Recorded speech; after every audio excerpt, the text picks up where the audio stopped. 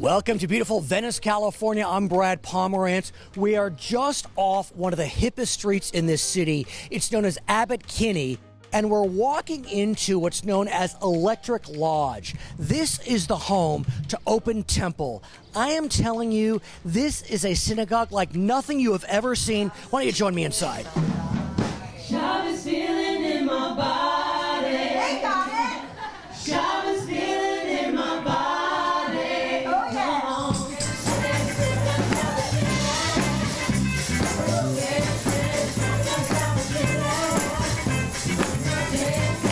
Yep, you just saw that. Congregants at Open Temple got that Shabbos feeling, and they're dancing to show it. But let's backtrack a bit and learn how Open Temple came into existence. We're here with Rabbi Lori. She is the spiritual leader of Open Temple here in Venice, California.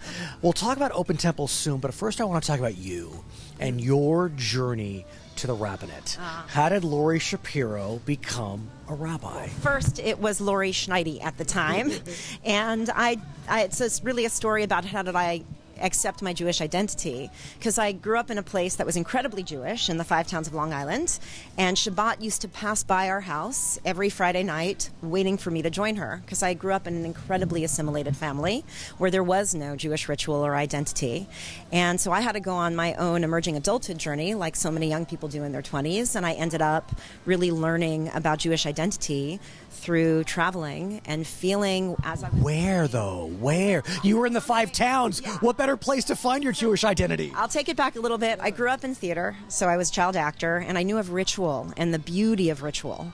And then once I became an adult, I realized that didn't exist for me anymore. And I had to ask myself, where does that exist, that holy moment? And so a young Lori went on a journey, a worldwide journey that took her to India, Mongolia, Spain, and ultimately, Lori found herself in Israel. Now, after traveling through Jerusalem, Tel Aviv, and Haifa, Lori landed in the northern Israeli town of Sfat.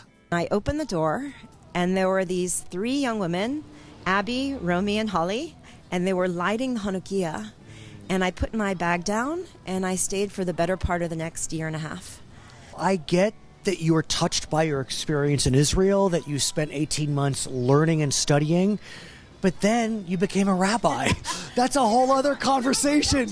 I went back to the States, and I still had the wanderlust, so I did a backpacking trip in the South, and I swear I heard a voice, and it said, "You're going to be a rabbi." I'm on this bus, a Greyhound, and I'm like, bleep, and it's like, no, you're going to be a rabbi.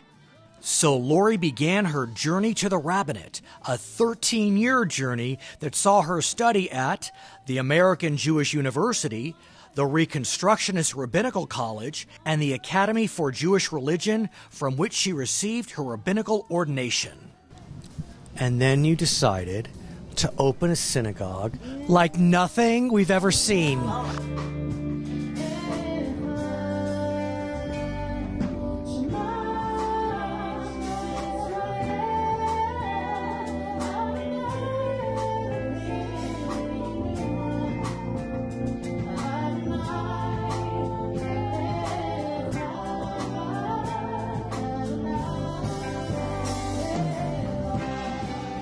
How it happened was I married into Venice, which is a very lovely thing to happen.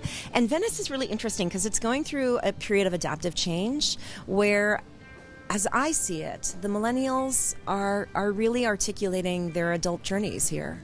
It's a wonderful sort of cross-section of how millennials do adulthood. So right now what's happening here with all of this excitement and all of this creativity and all of this new media is exciting, and yet the institutions to support young people coming together in community don't really exist.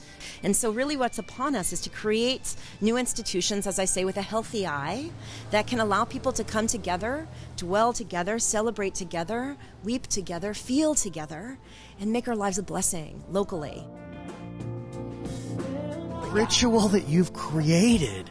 I mean, you have a band, you have maracas, you have, I don't know what all these are called, you know, the Partridge Family instruments. I mean, you have it all, and it's working. Thank you. Well, a lot of it also is looking at Judaism and with the education I've had to see that we've always taken what was popular culture of its time and made it a part of our ritual space. But there's so much of Judaism that isn't doing that, that is sticking mightily, stubbornly to tradition. Tradition of not the last millennium, but the millennia before. And so for you to bring Judaism into the 21st century in the way you are, some would say is quite a bold move. That's a sweet way of putting it. I think it's, I think I identify a little bit with Antigone, like if I can't live with truth, I cannot live, right? So this is my truth. And the point of Open Temple is it's very boutique-y. We're not looking for every community to look like us. We're not looking to change the world. We're looking to create our little village where we can do Jewish ritual beautifully in a contemporary way.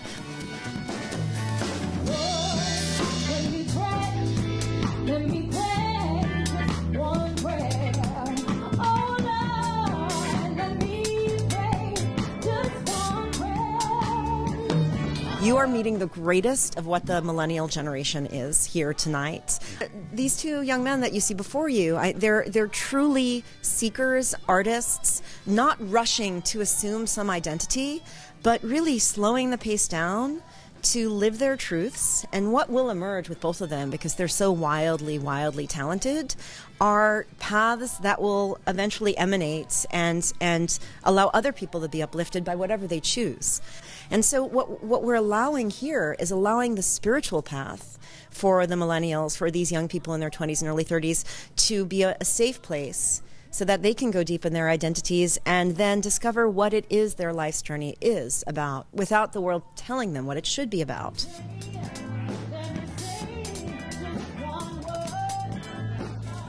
Zach Puchtel is, I guess, known as the Divine Rhymer here at Open Temple. 6'5", played football at Harvard. He played basketball at Minnesota. I don't know what he's doing now. What I want to know is, how'd you wind up here at Open Temple? Oh my God.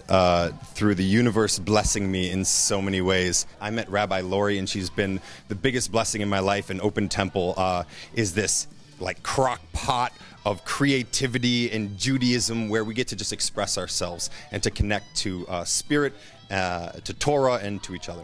What is it about Rabbi Lori? What is it about Open Temple that speaks to you? Because look, you're a young guy, talented.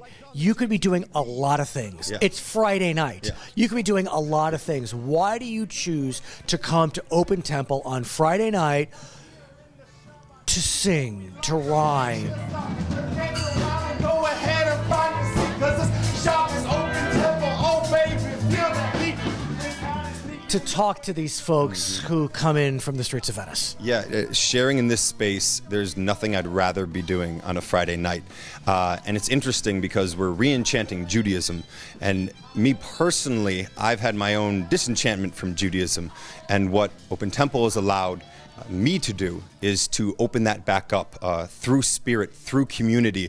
And Rabbi Lori is like the sister I never had. She's like the woman who matches me on the crazy level and tells me to go more in the name of love and more in the name of spirit. And so I just have pure gratitude and love for Open Temple and for the Shapiros and everyone here.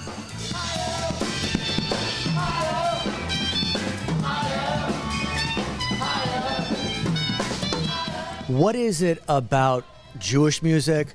What is it about Jewish music at Open Temple that keeps you so active in this out-of-the-box, forward-thinking synagogue? Yeah, great question. So, in particularly with Open Temple, what I love about it is that we get to have this really open, freaky, funky live music that enlivens it. It's not really a traditional situation with our music and the way that we do all of our services and the way we connect. And so the sky's the limit as far as what I get to do with Rabbi Lori and making a bunch of different unique offerings and taking just really interesting music and putting together arrangements. So I love how live it is and how it gets to be like a full band sound. And then as far as Jewish music compared to secular music, what I learned is that there's a different place in your heart and your soul that you come from when you play devotional music. And so getting to be in a devotional music space and lead an incredible 7-person band is like, a major win-win for me.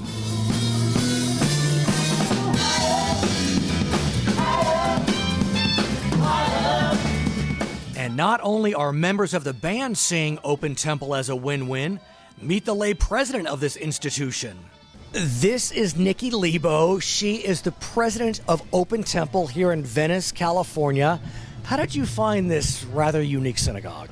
One day I was walking on Abbot Kinney. There's a big Abbot Kinney festival, and there was this wonderful woman, and she was here representing Open Temple. I said, I'm going to try that. We came to Shabbat. There was dancing. There was a man dressed as a goat doing an interpretive dance. The end of the service, they turned off all the lights and played Dancing in the Dark. Dave and I looked at each other, my husband, and we went, oh my God, we love this place. So we started coming. And at this point, my daughter, who was about to be, it was going into the bat mitzvah world, we decided we wanted to take her here. In the middle of the service, I looked over and she was crying. I just had this moment. Judaism can be fun. I can actually enjoy it, and I can understand it. And it was just such an amazing experience, and I really found God through Open Temple, and I turned to my mom and said, I have to do my bat mitzvah here. How was your bat mitzvah? It was it was the most spectacular thing I could ever think of. I was really, really nervous when it started, really nervous. But as soon as I got into the room with Rabbi Lori, everyone kind of disappeared, and it was just me and her together. And it was really, really amazing. And so a lot of people, it's like, the service is boring and then it's the party. I mean, I love the party, don't get me wrong, but it was just all the service. It was so amazing. I still can't forget the day. It's the most incredible, spiritual bat mitzvah. You were there. And that is what I must say, because the reason we're here, as I was at that bat mitzvah, and I have never experienced a bat mitzvah, a bar mitzvah, any service in the Jewish faith or any faith like that. What I said to you, it was perfect. I mean, it truly was perfect.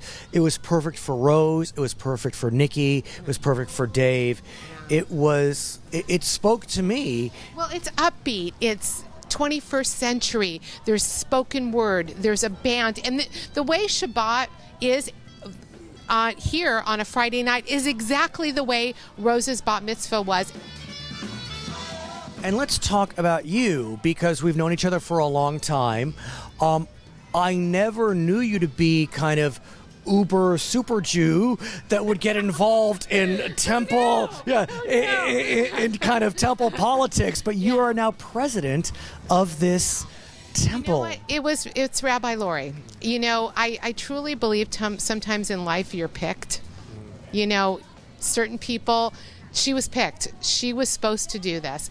Open Temple really is a place that we all do it together. It's not a show. It's a ritual space where we're all bringing ourselves to life. And I think that's what's so unique about what's going on here. This is not, this is not Robitussin Judaism. Take it and you'll feel better. This is Judaism of alacrity, of sacred moments, of listening to the voices of the past, maybe pulling the curtain back and letting them amplify even more, so that we can hear the wisdom that I like to think is epigenetically in us anyway. Okay, if you want to learn more about this incredibly unique, out-of-the-box 21st century synagogue, you can sign on to opentemple.org.